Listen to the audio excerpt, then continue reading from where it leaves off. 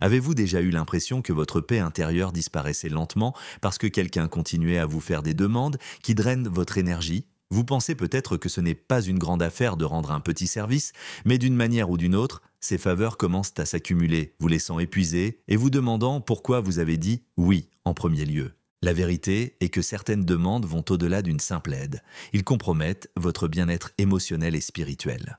Aujourd'hui, nous allons mettre en lumière 5 choses que personne ne devrait jamais vous demander de faire et pourquoi apprendre à dire non peut être l'un des choix les plus libérateurs que vous puissiez faire. L'une des meilleures leçons que nous pouvons apprendre vient du travail de Jacobo Greenberg, un neurophysiologiste et chercheur sur la conscience renommé.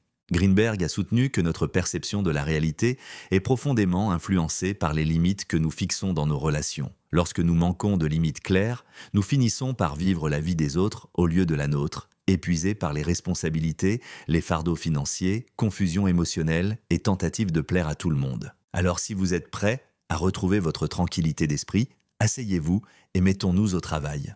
1. Premier, assumez des responsabilités qui ne sont pas les vôtres, le poids des fardeaux inutiles.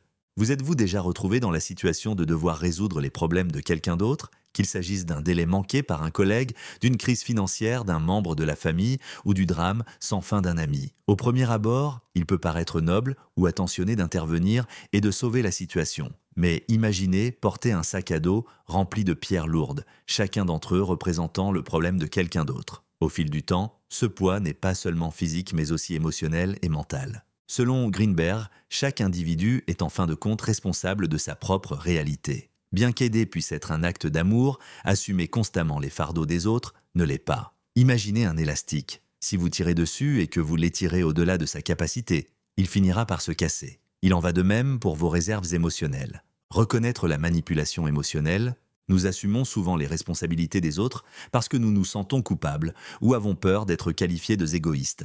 Peut-être que quelqu'un vous a dit « tu es le seul à pouvoir aider » ou « si tu t'en souciais vraiment, tu ferais ça pour moi ». La culpabilité est un puissant manipulateur. La question clé que vous devez vous poser est « suis-je vraiment disposé et suis-je capable d'offrir cette aide ou est-ce que j'obéis par peur et par culpabilité ?» Si c'est basé sur la peur, il est temps de prendre du recul. Dire non ne fait pas de vous une personne sans cœur, mais cela montre que vous reconnaissez vos propres limites. Entraînez-vous à utiliser des phrases négatives courtes et polies comme « je suis désolé, mais je ne peux pas vous aider avec ça » ou « je comprends votre situation, mais c'est quelque chose que vous devez gérer vous-même ». Fixez et communiquez des limites. Les limites agissent comme une clôture autour de votre jardin émotionnel. Ils préservent votre paix intérieure et empêchent les autres de la piétiner, même involontairement. Par exemple, si un ami vous demande fréquemment de l'aide financière, vous pourriez lui dire « Je suis là pour vous écouter et vous apporter un soutien moral, mais je ne peux pas vous donner d'argent ». Cela ne l'exclut pas, cela indique simplement clairement ce que vous pouvez et ne pouvez pas offrir. Aider consiste à apporter un soutien à une personne qui essaie activement de résoudre sa propre situation. Sauvetage, en revanche, c'est assumer pleinement sa responsabilité d'une autre personne, l'empêchant d'apprendre ou de grandir. Si vous constatez que quelqu'un devient dépendant de vos secours constants, il est temps de prendre du recul. Vous n'êtes pas leur super-héros, vous êtes une personne avec votre propre vie et vos propres limites. Technique pour protéger votre énergie. Beaucoup de gens trouvent cela difficile de séparer leurs émotions de celles des personnes qui leur sont chères. Un exercice utile consiste à visualiser une barrière de lumière entre vous et la personne en détresse. Cette image mentale vous rappelle que vous pouvez être compatissant sans absorber toute votre anxiété. Faites également le point sur vos croyances profondément ancrées que vous pouvez avoir à propos des bonnes personnes qui font toujours des sacrifices. Remettez en question ces croyances en vous demandant « Est-ce que j'agis par amour sincère ou par peur du jugement ?» Changer cet état d'esprit peut conduire à des relations plus saines pour les deux parties. Donnez aux autres les moyens de résoudre leurs propres problèmes. Dans de nombreux cas, en résolvant continuellement les problèmes des autres, vous les niez. La possibilité d'acquérir des compétences essentielles à la vie. Si un ami ou un membre de votre famille vient toujours vous voir pour obtenir des conseils ou une intervention directe, changez le scénario, demandez « Qu'avez-vous essayé jusqu'à présent ?» ou « Comment comptez-vous aborder ce problème ?» Vous pourriez être surpris de voir à quel point ce simple changement les encourage à prendre les choses en main. En fin de compte, on ne peut pas verser d'une tasse vide. Vos propres priorités, travail, la famille, les loisirs et la santé mentale, méritent votre attention. Si vous avez été conditionné à faire passer les autres avant vous-même, vous aurez peut-être besoin de l'aide d'un professionnel pour désapprendre ces comportements. Les thérapeutes et les coachs peuvent vous fournir des outils précieux pour vous aider à briser des schémas qui durent depuis des décennies, à retenir, assumer des responsabilités qui ne sont pas les vôtres. Cela ne fait pas de vous un saint, cela fait de vous un épuisé. Se libérer de ces fardeaux supplémentaires est un cadeau que vous vous faites, vous-même et les personnes qui doivent se mobiliser et s'occuper de leurs propres affaires.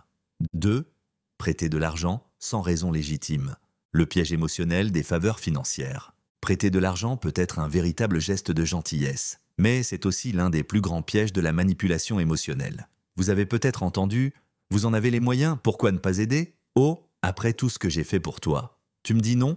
Ces phrases peuvent vous faire sentir acculé, mais la réalité est que votre bien-être financier compte aussi. Greenberg a souligné que notre équilibre énergétique est affecté lorsque nous donnons par peur ou une obligation plutôt que d'une véritable abondance. Si votre instinct vous dit qu'une demande est abusive ou simplement vous n'avez pas de ressources supplémentaires, faites attention à ce sentiment. Questions essentielles à vous poser avant d'emprunter. Cette personne a-t-elle vraiment besoin d'argent? Ou profite-t-il à plusieurs reprises de ma gentillesse? Le fait de prêter ce montant déstabilisera-t-il mes propres finances? Si vous constatez que vous ne pouvez pas vous permettre de vous séparer de votre argent, c'est une indication claire que vous devriez poliment décliner la demande. Et si vous décidez de prêter, établis fermement qu'il s'agit d'un prêt et non d'un don. Soyez explicite sur vos attentes en matière de remboursement. Par exemple, je peux vous aider immédiatement, mais j'aurai besoin que tu me le rendes dans les 3 mois. Cette transparence évite les malentendus et établit un ton respectueux. Dire non en toute confiance. Comme pour d'autres limites, la brièveté peut être votre meilleur ami. Je suis désolé, mais je ne suis pas en mesure de prêter de l'argent est suffisant. Vous n'avez pas à justifier pourquoi vous ne pouvez pas ou ne voulez pas le faire. La stabilité financière n'est pas un luxe. C'est une nécessité qui vous aide, vous et vos proches, à vous sentir en sécurité. Autre moyen d'aider. Parfois, vous pouvez toujours vouloir aider quelqu'un, mais vous ne pouvez pas ou ne voulez pas lui prêter de l'argent. Dans ces situations, proposez d'autres formes d'aide comme vous aider à trouver un meilleur emploi, réfléchir à des solutions budgétaires ou vous orienter vers des services de conseil financier. Vous faites preuve d'empathie sans mettre en péril vos propres ressources. Brisez le cycle de la dépendance. Si vous soupçonnez qu'un ami ou un membre de votre famille est dépendant, au lieu de chercher des solutions à long terme, il serait peut-être temps d'avoir une conversation plus directe. Vous pourriez dire « J'ai remarqué ce schéma. Je pense qu'il est important que vous trouviez un moyen de subvenir à vos besoins financiers. En vous abstenant d'être son sauveur constant, vous l'encouragez à développer son autonomie, entretenir des relations saines. L'argent peut détruire. Même les liens les plus étroits sont endommagés si les malentendus s'accumulent. Une poignée de main informelle ou un accord verbal peut tourner au vinaigre lorsque la mémoire ou l'honnêteté sont mises en cause. Si vous décidez de prêter de l'argent à une personne qui vous est chère, envisagez de rédiger un accord simple ou au moins de clarifier les termes par écrit. Cela peut paraître formel, mais cela peut préserver votre relation à long terme. Comme l'a enseigné Greenberg, la clé est l'équilibre. Donner avec chaleur et compassion est très différent. Donner par sens du devoir ou par anxiété. Demandez-vous si vous êtes motivé par l'amour ou par la peur. On vous épuise, l'autre vous enrichit. Une ressource pour la croissance personnelle. Dans nos vies bien remplies, prendre le temps d'apprendre et de réfléchir peut sembler un luxe.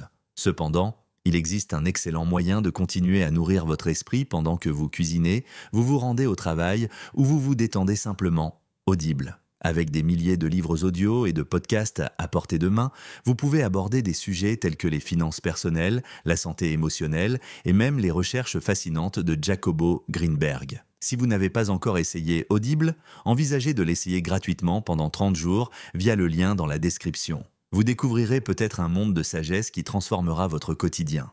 Troisième, s'impliquer dans les conflits familiaux des autres. Pourquoi c'est un champ de mine? Peu de choses sont aussi chargées émotionnellement que les conflits familiaux. Qu'il s'agisse d'un désaccord sur un héritage ou d'une querelle profondément enracinée entre frères et sœurs, se retrouver au milieu d'un conflit peut donner l'impression de marcher sur des sables mouvants. Vous vous enfoncez plus profondément à chaque pas, absorbant la tension, la frustration et parfois une hostilité pure et simple. La perspective de Greenberg sur la conscience collective peut nous aider dans ce cas. Il a observé que lorsqu'on s'immerge dans la dynamique volatile d'un groupe, on court le risque d'absorber une énergie qui ne nous appartient pas. En s'impliquant dans les conflits familiaux des autres, vous pouvez perturber par inadvertance votre propre équilibre intérieur. L'art de maintenir la neutralité. Tout d'abord, vous devez reconnaître que ce n'est pas à vous de résoudre ces conflits. Même si vous aimez les personnes impliquées, leurs problèmes restent les leurs. Demandez-vous, Est-ce que cela m'affecte personnellement ou est-ce que je suis juste intervenir pour réparer quelque chose qui n'a rien à voir avec moi? Si c'est le cas, il est temps de se retirer doucement mais fermement du rôle de médiateur. Si quelqu'un insiste pour que vous interveniez,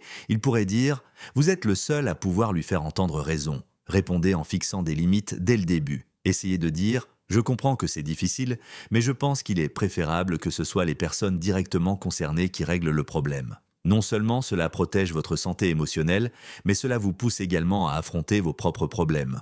Offrir du soutien sans prendre parti. Une façon d'aider sans s'impliquer est de simplement écouter. Écouter sans juger et éviter d'exprimer des opinions trop larges qui pourraient être interprétées à tort comme une prise de parti. Des phrases comme « Je suis désolé que vous traversiez cette épreuve » ou « J'espère que vous pourrez trouver une solution pacifique ». Validez vos sentiments sans vous entraîner dans le feu croisé émotionnel. Évitez d'être l'intermédiaire. Les membres de la famille peuvent vous demander de transmettre des messages dans les deux sens, vous plaçant ainsi au cœur de leur conflit. C'est une recette classique pour un malentendu, alors déclinez poliment. Je pense qu'il est préférable que tu leur parles directement. Attention à la manipulation. Dans les discussions familiales animées, la manipulation apparaît souvent sous la forme de reproches ou de plaidoyers émotionnels. Tu prendrais mon parti si tu t'en souciais vraiment. Ou vous trahissez la famille en n'aidant pas. N'oubliez pas que vous ne trahissez personne en choisissant de protéger votre bien-être mental. Vous pouvez faire preuve de compassion sans supporter le poids du stress des autres. Les conflits familiaux reflètent parfois des schémas répétitifs plus profonds. Peut-être une dynamique toxique qui perdure depuis des générations. En ne participant pas, vous brisez la chaîne du dysfonctionnement. Comme le dirait Greenberg, chaque personne a des leçons à tirer. Ils ont besoin d'apprendre et intervenir de manière excessive pourrait les priver de la possibilité de grandir et de résoudre leurs propres problèmes. Si vous avez des enfants ou un partenaire, leur bien-être peut être votre priorité absolue. Consacrer du temps et de l'énergie aux conflits qui ne vous concernent pas vraiment peut épuiser des ressources qui seraient le mieux dépensées en prenant soin de votre propre maison. À retenir, éloignez-vous du drame d'une autre famille ou même du drame de votre famille élargie. Ce n'est pas un acte de négligence. C'est un acte d'autopréservation et de respect du chemin de croissance de chacun. Quatrième, changer sa façon de penser ou de vivre pour plaire aux autres. Le danger de se reprogrammer à soi-même. Il est naturel de vouloir l'amour et l'acceptation des gens qui nous entourent. Cependant, si quelqu'un vous demande de modifier fondamentalement vos croyances, valeurs ou style de vie en fonction de leurs préférences, vous dépassez vos limites. Considérez votre identité personnelle comme un système d'exploitation. Installer un logiciel incompatible conduira inévitablement à des défaillances du système. Crises émotionnelles, crises d'identité ou conflits internes sans fin, Greenberg accordait une grande importance à l'importance de rester fidèle à soi-même. Quand tu t'abaisses pour devenir l'idéal d'une autre personne, vous perdez l'essence même qui vous rend unique. Clarifiez vos propres valeurs, l'une des meilleures façons de vous protéger contre les influences indues, il faut se comprendre soi-même en profondeur. Qu'est-ce qui compte vraiment pour vous? Quels principes guident de vos décisions? Prenez le temps de réfléchir à vos valeurs fondamentales. Écrivez-les si cela vous aide. Plus vous savez clairement qui vous êtes, plus il sera difficile pour les autres de vous détourner de votre chemin. Entraînez-vous à dire « non ». Changer vos habitudes ou vos croyances doit être une décision personnelle et non forcée. Si quelqu'un exige que vous fassiez les choses à sa manière, que ce soit un partenaire, un ami ou un membre de votre famille, dites non avec élégance. Des phrases comme « je respecte votre point de vue mais je vois les choses différemment » peuvent clôturer la conversation de manière polie mais ferme.